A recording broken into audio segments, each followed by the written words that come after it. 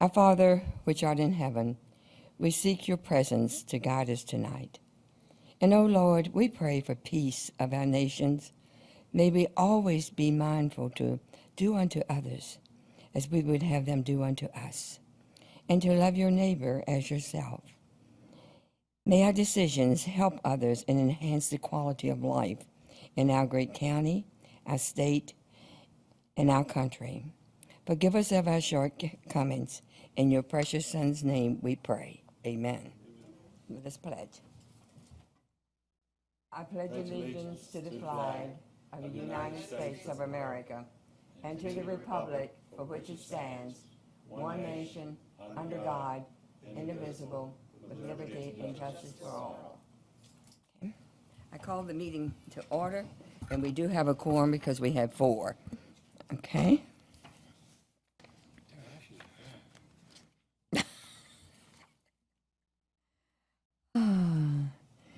Announcement, Mrs. Parrish. Thank you, Madam Chair. There is a community meeting this coming Monday evening at 6:30 p.m. at the Fredericksburg Christian High School. This is related to the high-speed rail project that is proposed to go through Spotsylvania County. They're looking at expansion on the existing rail line as well as the potential for a bypass for freight that would be on new alignment. So the Department of Rail and Public Transit will be at this open house meeting beginning at 6:30, ending at 8:30, and they will be doing a presentation at 7 o'clock.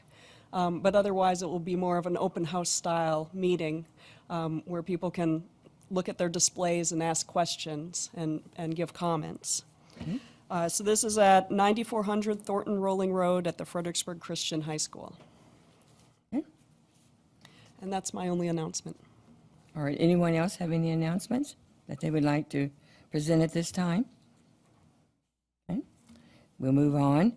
Now we need approval of the minutes for June the 1st. Do we have a motion to approve? So moved. Let's vote.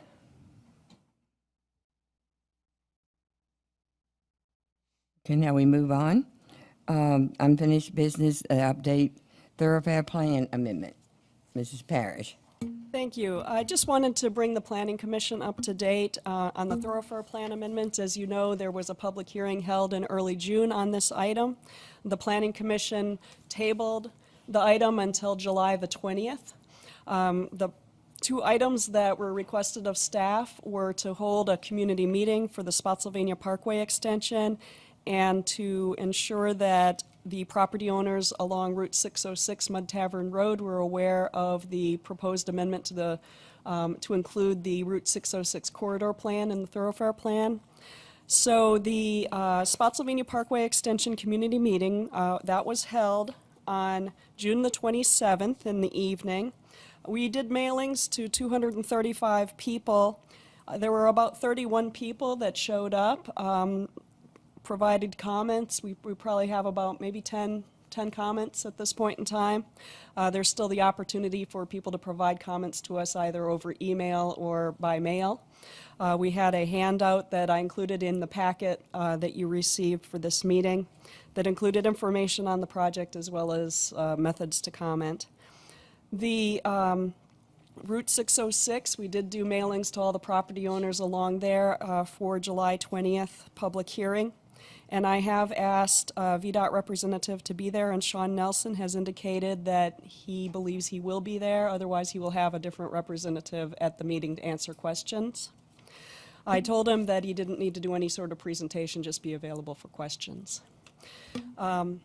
So that's the status of where we are. We are on track for July the 20th. We have advertised it again as the Planning Commission requested for the public hearing. I wanted to bring up one other item, and I think maybe I'll just bring it up tonight since we are missing 2 of the planning commissioners, and maybe it could be discussed a little bit more at your next meeting. And what occurred to me as we had that thoroughfare plan public hearing is that the Planning Commission has an involvement in transportation when there are amendments to the thoroughfare plan of the comprehensive plan.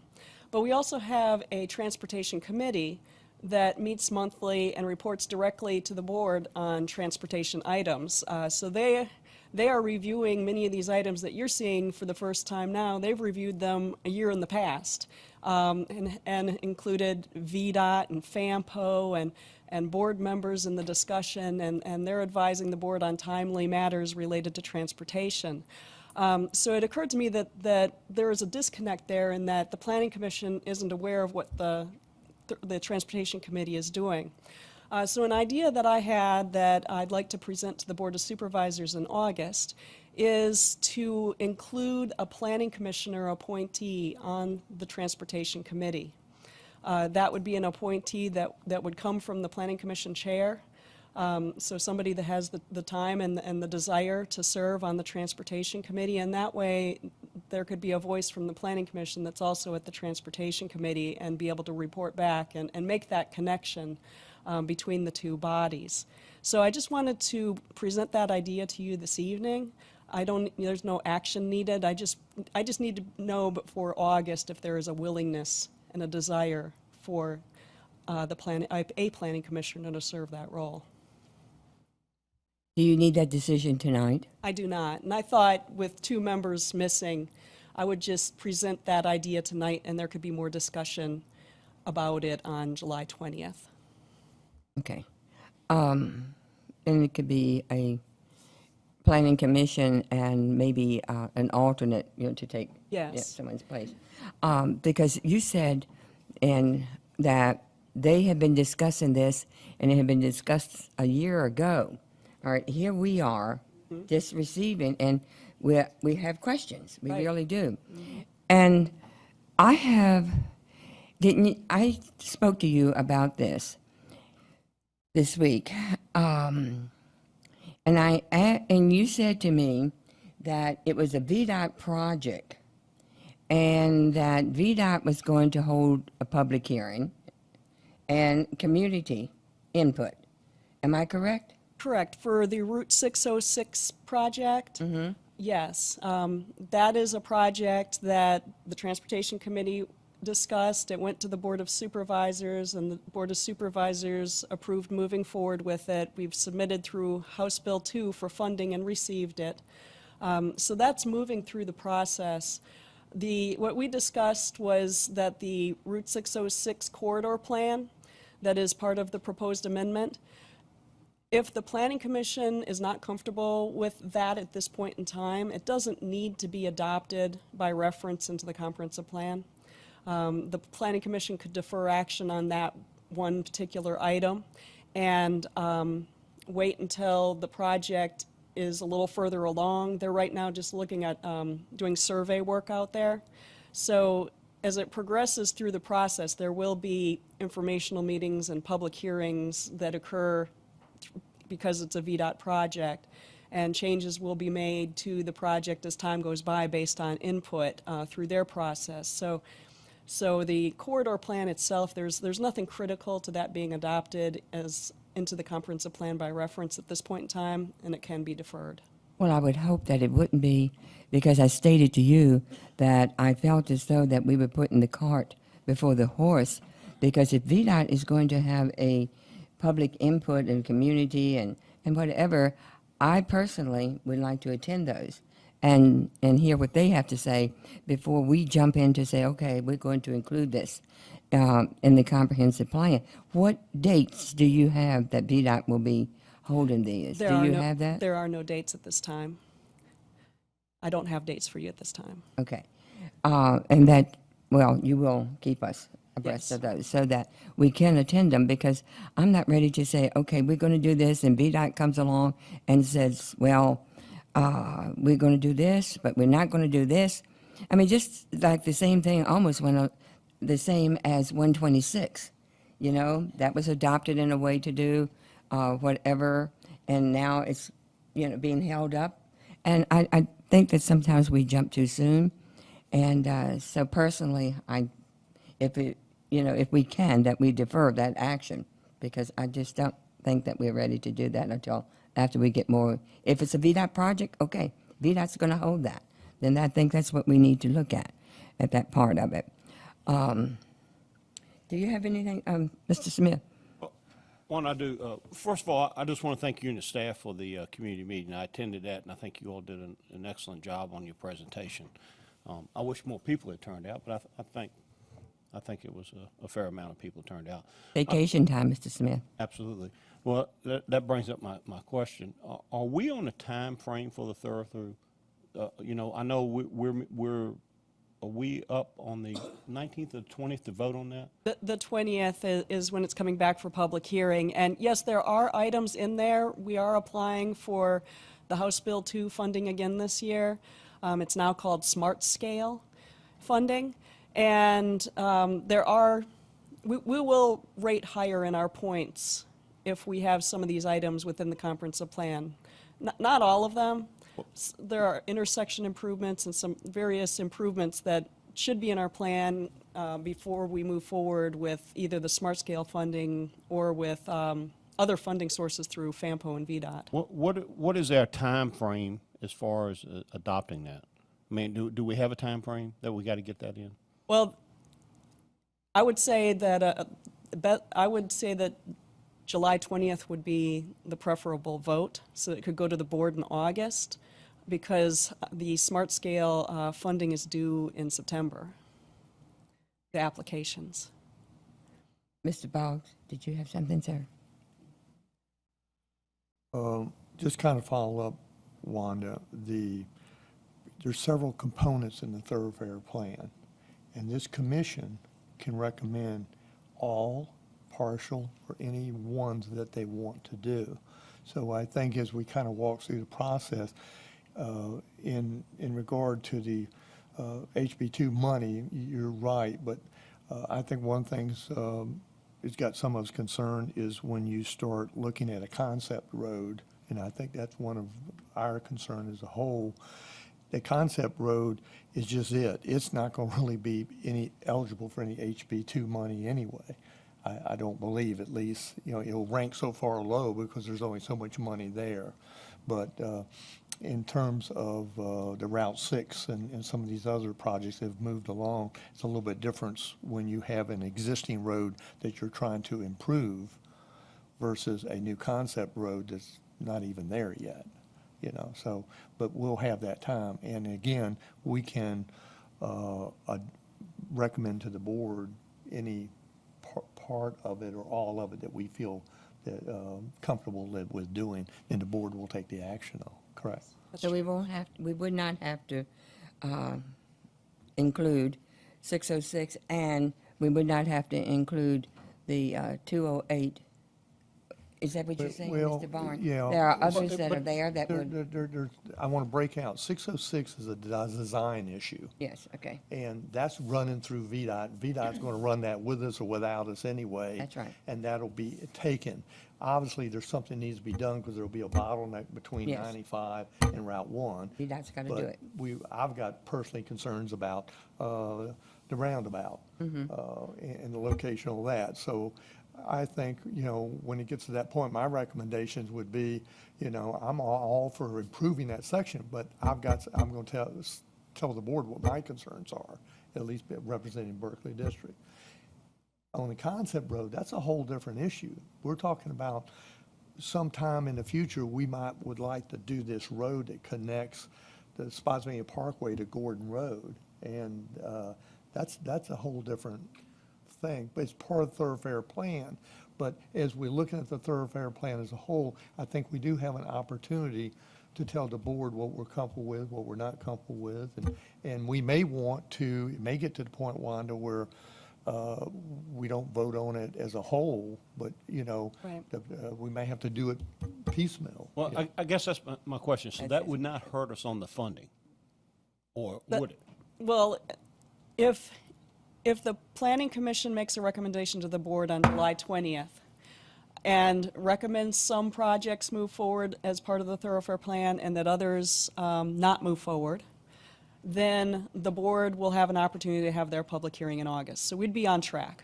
We'd be on track at So that. we wouldn't have to vote that one. That's what you're saying. And see, on some of it, like HB2 money, for example, the 606 project's going to rank high. simply because of the racetrack there and improvements with the bridge and everything else. They just got to get the design squared away, which is out of our purview anyway, but we'll talk about it. The concept money, I don't know. I think HB2 money in the state of Virginia would have a tendency to go toward construction projects that can readily be done, that can fix problems, instead of saying, oh, let's study to see where there's new road. That's my personal. And that they're almost shovel-ready. I mean, yeah, that they're ready. This, where you're speaking of, it's not ready. You know, and that's why I'm much to Mr. Barnes' opinion, and thank you for explaining that. That it's, you know, we wouldn't hinder from receiving HB, what, 2? HB 2, yeah, okay. HB2 money if we deferred the parkway too, also. You know, summertime is a hard time to be passing things that are really going to affect so many people because so many people are on vacation. And then what happens? We get the calls. Well, Madam Chairman, that's my whole point. I've received several phone calls from a lot of people that are going to be on vacation for the next meeting, like to be here. And like I said, I just didn't want to, if it was going to affect the funding from the HB2 money, you know, that was my concern. But if I'm listening, if Mr. Barnes is correct, because it's a concept, it's not going to, it's probably not going to affect. From what I recall on HB2 money, there's a hierarchy and you get points as Wanda alluded to do it. I'm not sure where a concept road would rank compared to something that's construction now. Yeah, we're not applying for any funding for Spotsylvania Parkway for the concept extension. road, so it's not going to affect it. So Just a we're not concept. so I think as we move forward, we're not going to do anything to jeopardize funding if we can get it. But at the same time, I think we've got to be very aware moving forward to what we want in a thoroughfare plan. Mm-hmm. Okay. Does that answer your question, Mr. Smith? Okay. All right. Do you have anything else on that? No. Okay, great. We'll move on. All right. We have a preliminary plat to approve. Am I correct? Are you going to present something to us? Yes, ma'am. Okay. Thank you, Leon. Have the floor computer, please. This is, we have received a resubmission of the Keswick Major Preliminary Plat, which requires Planning Commission approval and review in accordance with the subdivision ordinance. This plat was approved by the Planning Commission in 2014, and the applicant did not submit a record plat within the 1-year time period that is required by the ordinance, and so they are requesting a resubmission. The resubmission has not been amended, and it matches the plat that was approved in 2014. The applicant has submitted site plans, and they are in the process of moving the project forward. The preliminary plat is for 150 single-family homes, 240 apartments, 90 townhomes, and 84 age-restricted units. The rezoning of the subject properties was approved in 2011. And on the screen, I have a image of the plat. As you can see, starting here with the TH represents the townhouse portion of the project. The MF represents the multifamily section. The AR is the age-restricted section. The purple is a single-family section, and then the yellow represents the assisted living area. The green area in the middle is a park that was proffered, and the project would be served by a spine road that would access off of Robert E. Lee Drive. The plat conforms with the county codes and standards and is ready for approval by the Planning Commission. And the draft resolution was in your packet, and I'd be happy to answer any questions if you have any. So this is in Livingston District, am I correct? You said Robert E. Lee Drive? Yes, ma'am. Isn't that Livingston District? I believe so. Line, yes. Is it? I think it's Berkeley District, isn't I it? know it gets so close out here. I think, I can tell you. I thought it was Wanda? Berkeley, isn't it? Yeah. Is it Cortland? No, it can't be Cortland. It can't be Cortland. It's not Cortland. Berkeley, I think, yeah. I'm pretty Berkeley or sure. Livingston, one or the other. Madam Chair, Yes, Mr. Bond. I think the engineer here, Mr. Webb, could probably tell us what district it's in. If he's Oh, a okay, surveyor. of course. Thank you. It's in the Livingston district. Okay, Livingston, I'm Yeah, I mean, wrong. the Berkeley line runs right down, at least at the time through the rezoning. I think one of our property lines ran along. Yes. We did have that discussion at first, but I think it is in the Livingston district. Okay, and then I think when we redistrict, it changed, that line might have changed. I think that's what happened. Right. Yeah. Okay, so that's right around the corner here then, am I correct? Yes, ma'am. It's Yeah. right up here. It's Right, in that's what I Livingston, thought. it's right You behind there? Spotsylvania. I'm here, okay. Right across here. Yeah, Jacob just checked the map out in the hallway, and it's in Berkeley. Oh, it's Berkeley. It sure does.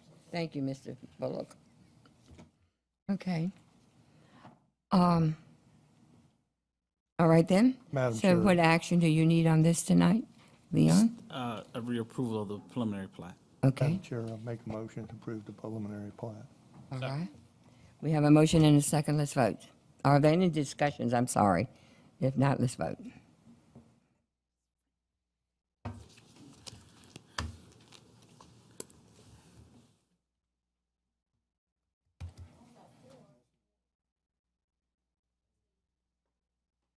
My red light's on. Is your red light on?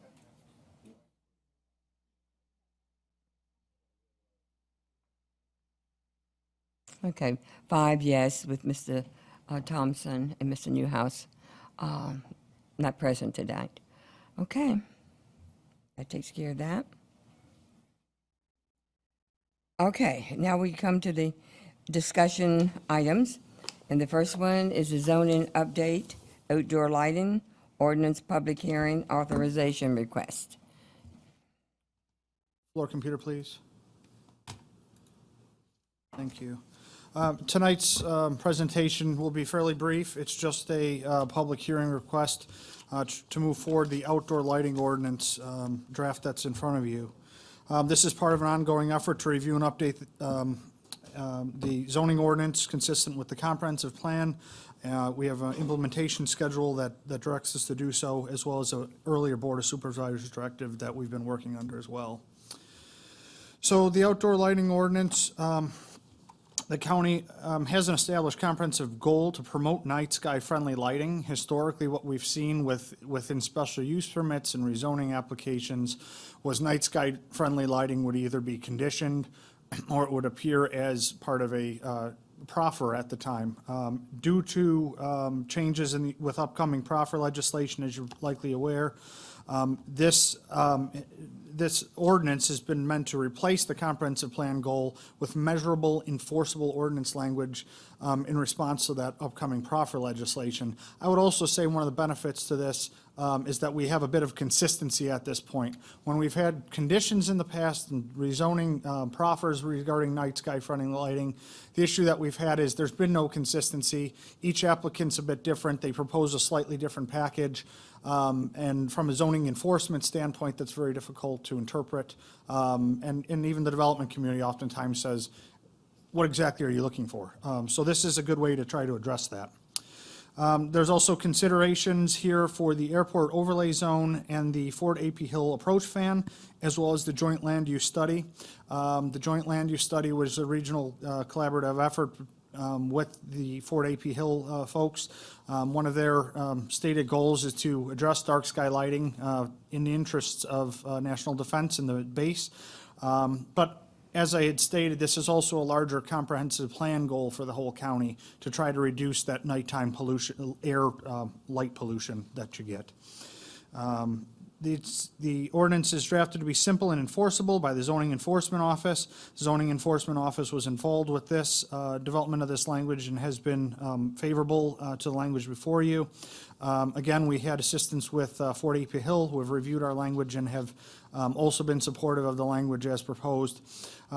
There was also technical assistance offered by lighting industry representatives, and we also offered this language up for public review and comment over the course of the last month roughly. Haven't received any feedback per se, although I would say that we recently we're in contact with a stargazing club here in Spotsylvania, and in their interest, they were happy to see that we were looking at trying to do something about night sky illumination. So that astronomy club was happy that there was something being done. The outdoor lighting amendments include amendments to the definition section to basically include complementary language that would be interpreted as part of the zoning ordinance. A new purpose and intent statement consistent with all of our other zoning areas to be consistent with the zoning code. A revised applicability section, a new section about exempt outdoor lightings. There are certain things such as holiday lighting, seasonal lightings for holidays, emergency lighting that we have exempted from this. We've revised the general provision section as well as added a section pertaining to prohibitions. So with that, we did bring this ordinance before the Planning Commission back in October and kind of went through this in a little bit greater detail. At this point, now that we've taken it through our public comment period, legal review, we're ready to bring it forward, and we feel confident about moving this forward to public hearing. So with that, we're just looking for your authorization this evening. And I'll take any questions you may have. Thank you. How far out with the lighting in the consideration of AP Hill and also the airport? Does it go out? I mean, because I think about the soccer fields, there's a whole lot of lighting in that area. Does it go further than that? There absolutely is, and I believe, if I'm not mistaken, Wanda, you may be able to assist on this, but I believe the soccer fields were in consultation with AP Hill in the way that they downward directed their lights. But the Fort AP Hill approach fan basically includes the northeastern corner of the county. So your New Post area, I believe it may extend as far down as, where Crossroads is and kind of diagonally up the Benchmark, Jim Morris Road area. That's generally where that overlay sits. But you're saying that the soccer fields, their lighting is in compliance? I do believe they met with Fort AP Hill when it came time for that lighting. I can't speak to it in relation, I can say, based on the ordinance that we had on the books, they were in compliance, obviously, they were approved. This ordinance does not retroactively go back to old light installations and say, you have to now change. They've been established, they're there. This is meant to address, going forward, AP Hill's concerns and other concerns that we've seen in regards to lights. So unfortunately, I can't speak directly to the New Post lighting at the soccer fields, but I can tell you, I do believe they've talked with AP Hill. I seem to recall that, and that's a prior approval that's been established. So. Okay. Anyone else? I do, Madam Chairman. So this new ordinance, you've vended through AP Hill, and there wouldn't be any issues with AP Hill? No. As far as that training? No, I've kept them in the loop throughout this process. They've met with us from the get-go, and as we develop the ordinance, I have sent the draft to them. I have in writing, and I'd be happy to even include that when we get to the public hearings, the verification that AP Hill has reviewed it with their technical staff. They are content with the language as written. It's effective as far as they're concerned. One of the issues that we had when we developed this is, our zoning enforcement office aren't lighting experts. They're not, and we tried to kind of weigh the real deep, dense technical aspects of lighting versus what they can interpret and enforce on the ground. I think we came with a good marriage between what they can enforce and what the interest of Fort AP Hill was, for instance, and everyone's been on board. So I think that's been a positive result. Yeah. Madam Chair. Yes, Mr. Barnes. Did you list the joint land use study in which I think you were set on it, and that they recommended downward lighting countywide? That's correct, and this ordinance is countywide. Yeah. Yes. So I'm just visualizing, okay? And when I talk about the soccer fields, that lighting is, plenty. It's good. It's good, and that's was my concern. Yeah, my understanding was it met all the criteria, even, if they were to do it today, it would meet it, so. Okay. And we'll approach. But one of the things that's interesting, it's countywide, because it's not just in that area. So now we're talking about making it countywide. Now, as a recommendation from the Joint Use Land Study. Well, they didn't recommend countywide. They are mainly concerned about the area that would impact them. But what this would do is, if we have an ordinance that requires dark sky lighting, if you'll recall, every single special use permit and commercial rezoning that's come through has had a dark sky proffer or condition associated with it. So rather than having all those proffers and conditions out there, they'll just look at the ordinance and comply with the ordinance. So it's not that the lighting is inferior or there's less lighting the site. It's just keeping it downward focused. Okay, because as a compare, I compare Germanna Community College. Their lighting is terrible. I mean, it's just not, I've said this, it's a concern, because with the students, that are in that area, it shines so much down that it's really, dark, where the students have to, go back and forth to their automobiles and everything. And that's a bother to me. But the ones at the soccer field, they light up very nicely. So that's the reason I was comparing, what we were doing there. Yeah, I think the light intensity, one thing that we're not doing with this ordinance is dictating any specific light intensity. So if you have downward directed lights that are exclusively beaming down and shielded all the way around, and they're only shooting, you're going to have essentially rays of light hitting one location with dark spots all around it. That's not, I don't think that's what we're getting at here. What we've been trying to address, what we have currently within the lighting ordinance is a consideration of adjacent land uses and how much light is cast across property lines and could illuminate, if you have a gas station, there's concerns that gas station may illuminate a residential home right across the street or next door. So right now, we have standards regarding the light spillage over property lines. What we don't have is an ordinance that addresses lighting that's going above a horizontal plane. It's going up into outer space. And that's the big concern that AP Hill has. That's what the goal in the comprehensive plan was to address, was the light spillage. You essentially have, if you think of a light globe that's just beaming like the sun in all directions, that contributes to light pollution and illuminating the skies. When you have cloudy skies, it kind of reflects back.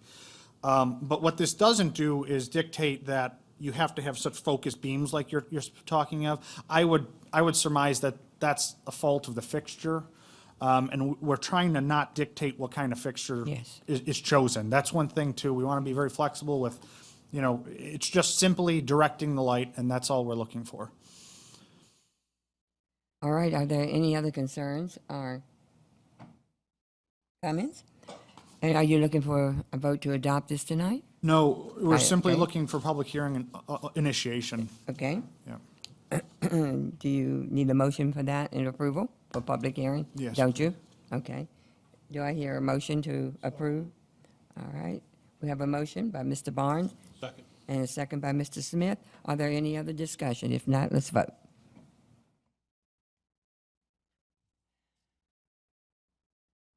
All right, 5 yes.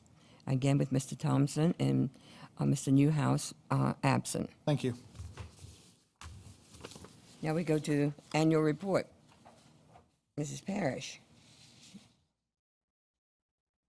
Did we do anything this year? Last year. Well, last year, okay. I thought we did too.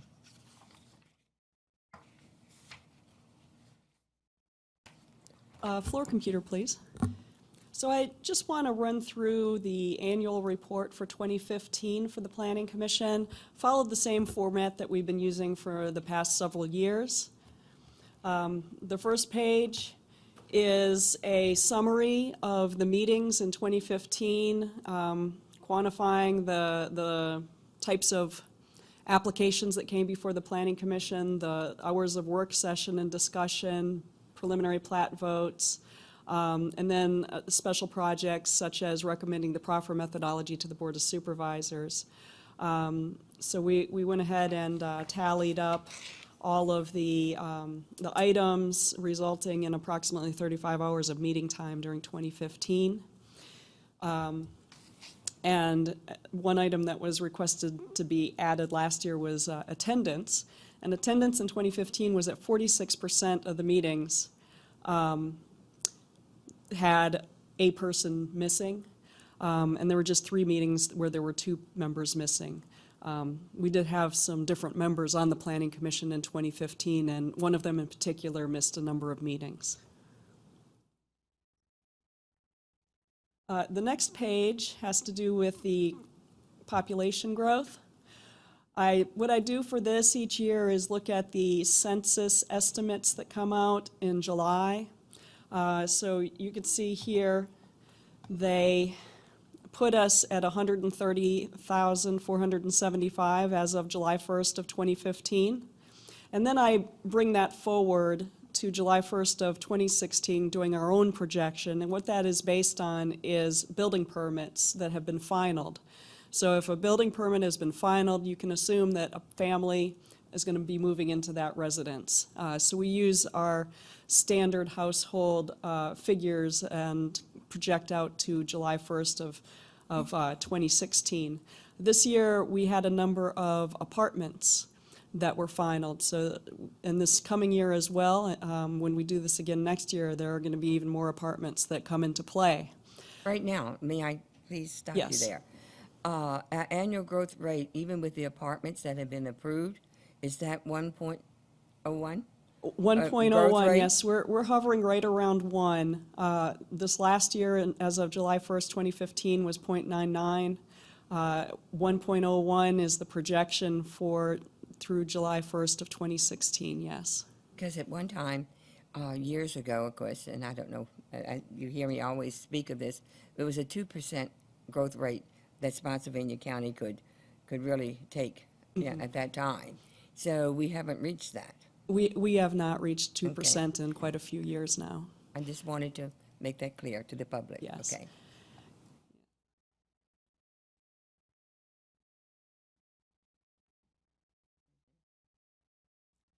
The next item that we look at is related to the residential to commercial mix, the tax base. And the goal in the comprehensive plan is to achieve a 70 to 30% mix of residential to commercial and industrial development. And this is all based on assessed value. So this information all comes to us from the Commissioner of Revenue's office based on the land book.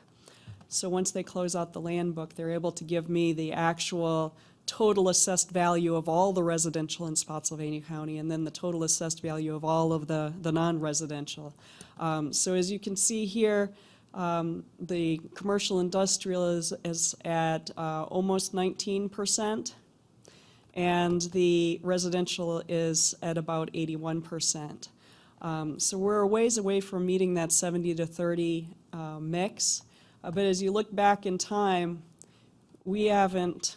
The closest that we have come was this year here, 2011, looks like that was the closest that we've come at 22.81% on the commercial industrial side. And of course, every time there's a reassessment, depending on what happens with that reassessment, if residential values go up and commercial values go down, that affects it as well. So this is a goal that's in the comprehensive plan, and this is just trying to keep track of that as we go through time. And then we have items that we're working on in 2016. Again, we're finishing up those zoning ordinance amendments. We have just a few left for the Planning Commission and Board to hold public hearings on, and you initiated one of them this evening that we'll have at your next Planning Commission, or your first meeting in August, I should say.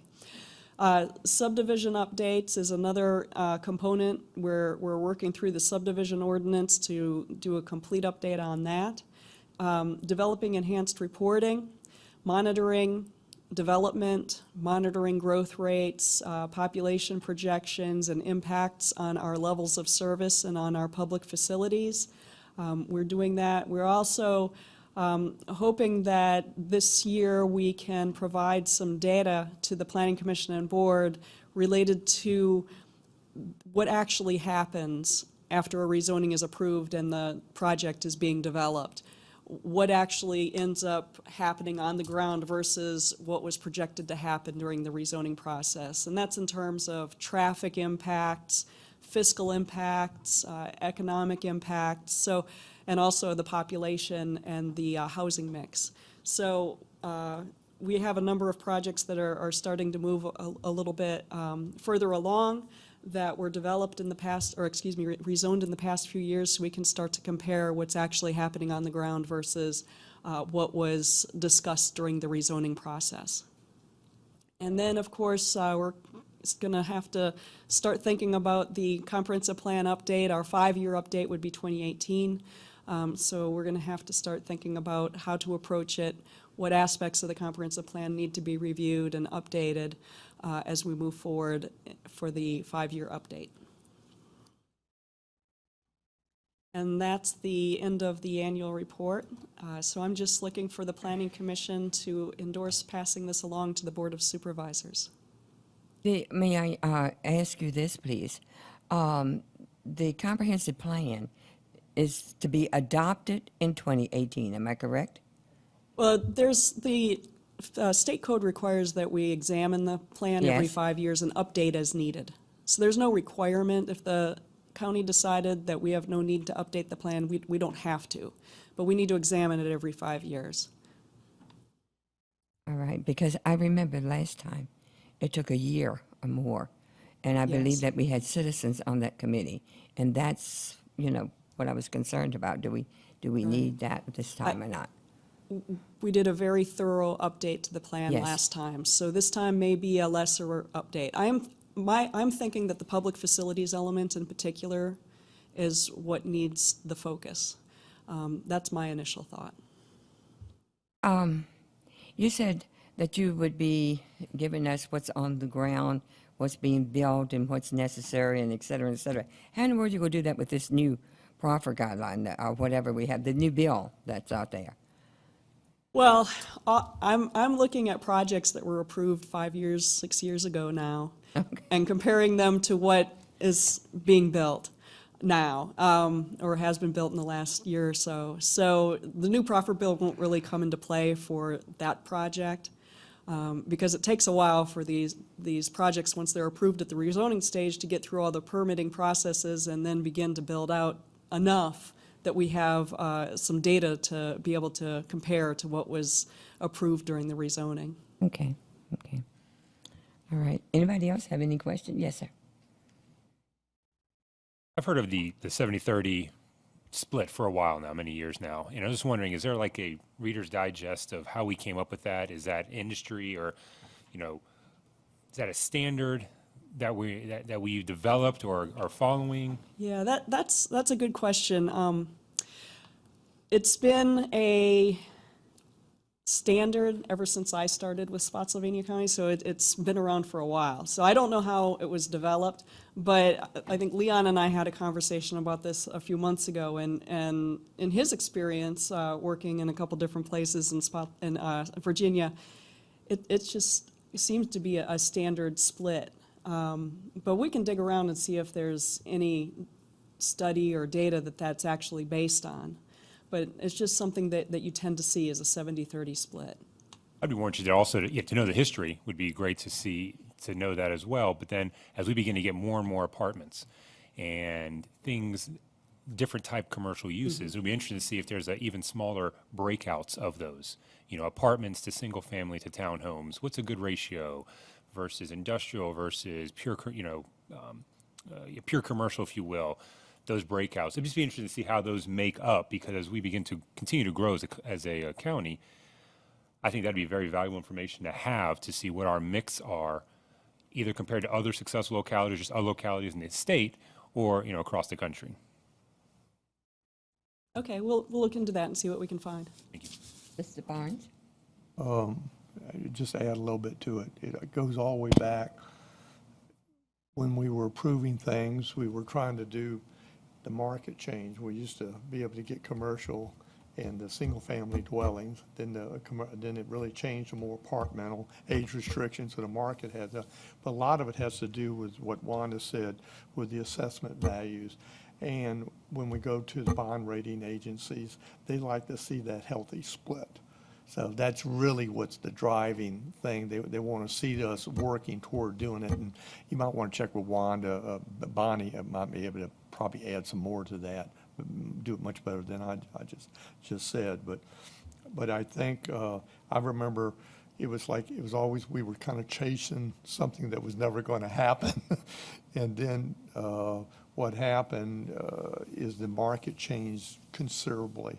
And everything is market driven, and people are not doing the single-family houses. They're doing the apartments now. They're doing the age restricted, and that all changes everything as you go up. But the other part of it is the commercial doesn't come unless you have the rooftops, whether we like it or not. Absolutely.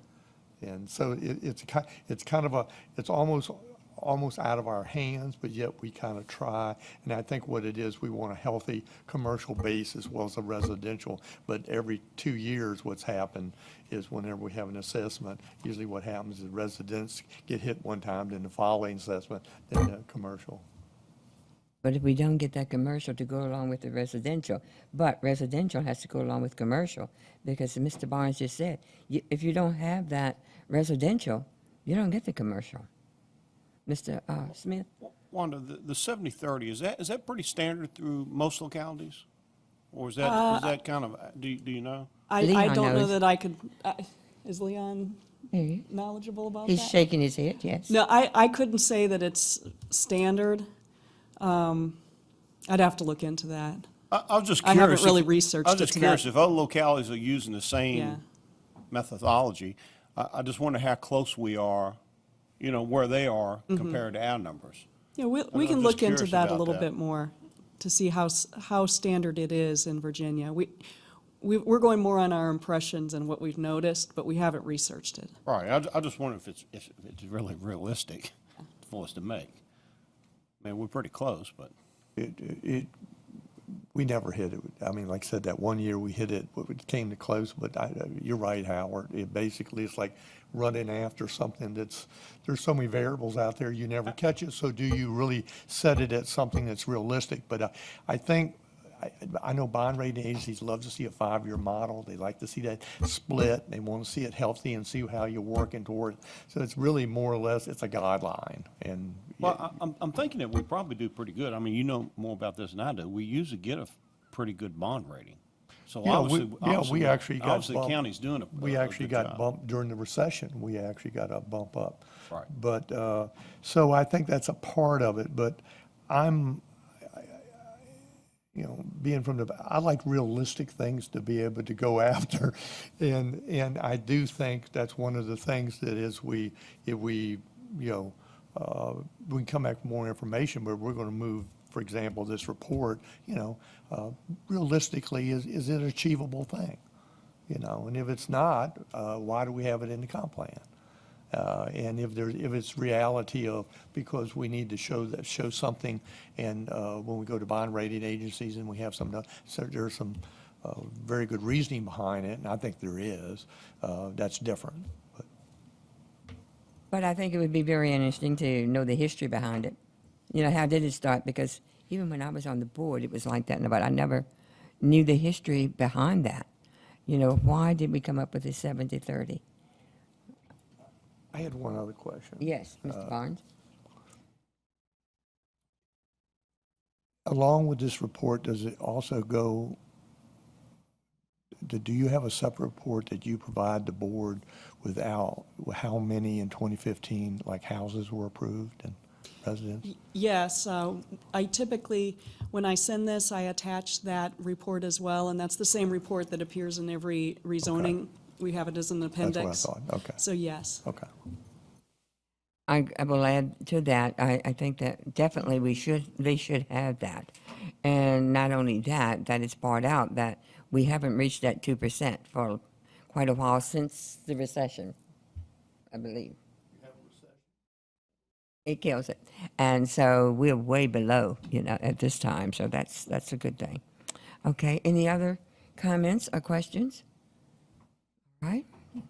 So what do you need?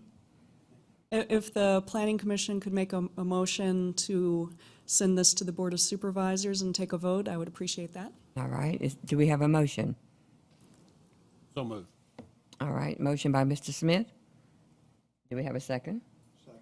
Second by Mr. Barnes. Let's vote.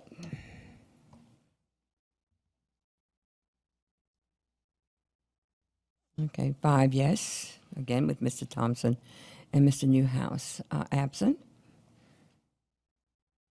Okay. Is that all you have? That's it. No new business. No new business. I don't know what this is, new business or old business, but when we go, I mean, we're in this new proffer thing now, right, with that new bill, okay.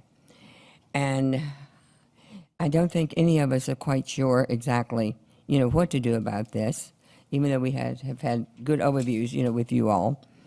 But personally, if anything comes to you all at the beginning, I would like to be notified of those that come to you all from Lee Hill District. I want to be in on the first one if I possibly can. I want to be in on the second. I know I can't say a word, and that's going to be terrible, but anyway, I would like to be there. I'd like to see how the process is going to go, what we're going to do. I mean, at least when the applicant, comes to you all and they present that, I will know from the beginning what's going on and what I can talk to the planning staff, can't I? Yes, absolutely. Okay. And, those things. So I really need to see that process. And so I don't know about the rest of the board members, but they might not be able to attend because probably some of them work.